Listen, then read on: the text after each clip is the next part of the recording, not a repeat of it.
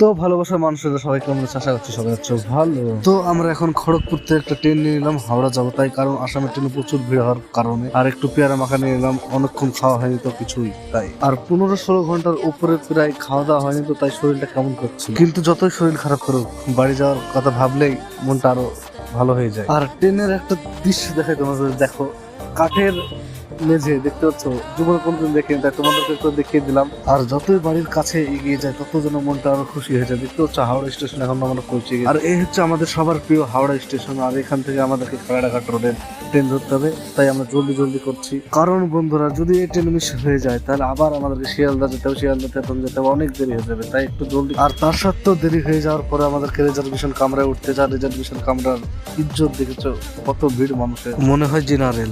Finally Murshidabad পৌঁছে গেলাম, finally Khagraghat road. আসো, ফাইনালি পৌঁছে গেছি, এবার যাও বাড়ি।